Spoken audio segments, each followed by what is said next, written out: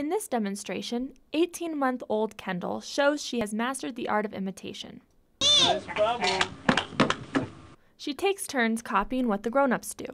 Scientists at the Institute for Learning and Brain Sciences at the University of Washington have made astonishing discoveries about the toddler and baby brain. The new science is showing us they're born learning, born connected, born learning from others, and want to be like you. Children are sponges, soaking up language, culture, and accepted behavior.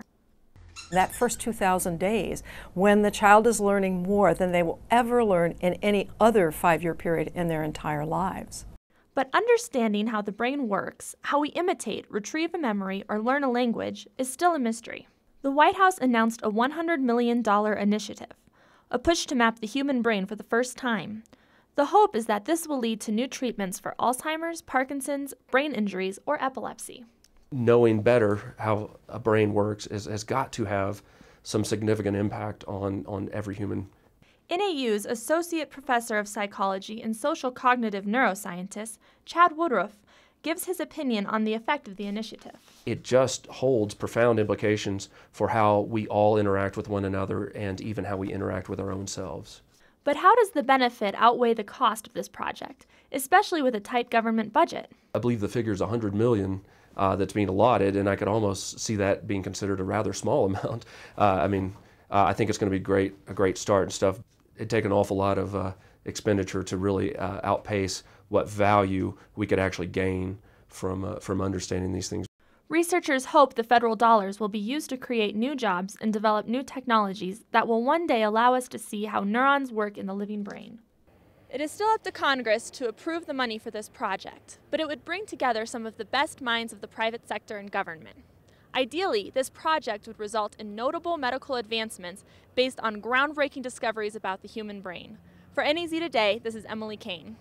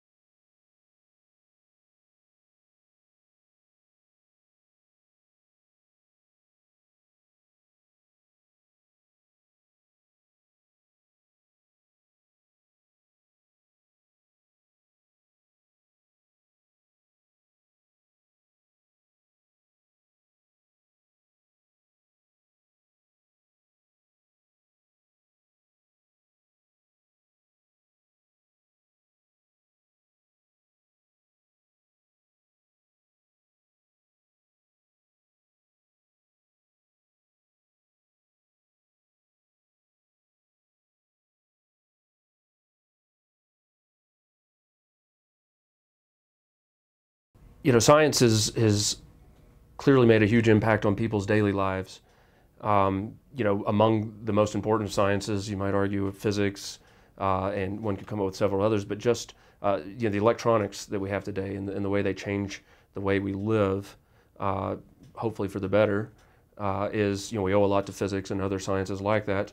I think I always argue that the brain, neuroscience and psychology are likely to become, in the somewhat near future, one of the most important sciences to our everyday lives.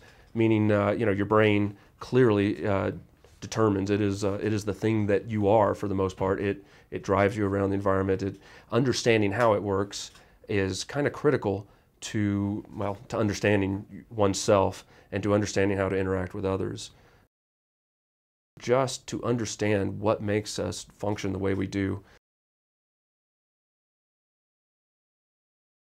helping diseases and so forth, in terms of improving quality of life in a medical sense.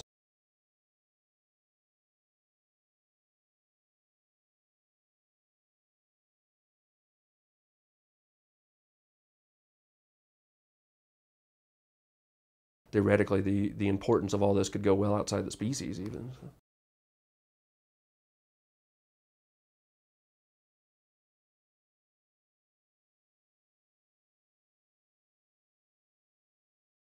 The potential we have to learn about ourselves is,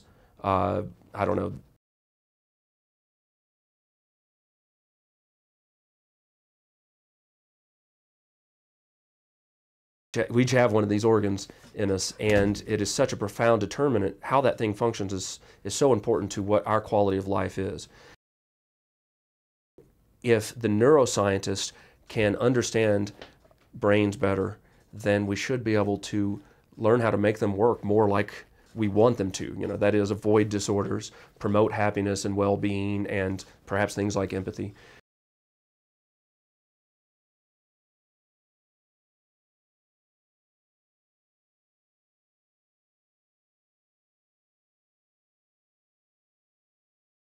We in the social sciences are really looking for ways to take that information and that knowledge and actually directly improve people's lives. We're trying to put together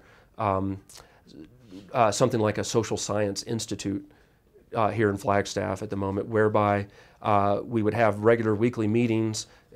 Anyone's welcome to come, university population, general public, to come and learn about what science is learning about social interaction and well-being, happiness, and these things.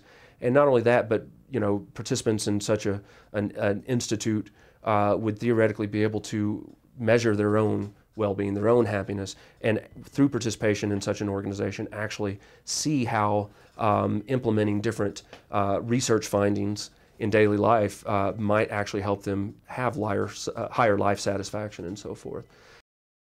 We can understand about how to make ourselves function better, the happier we should be. The potential we have to learn about ourselves is, it'd take an awful lot of expenditure to really outpace what value we could actually gain from understanding these things better. Again,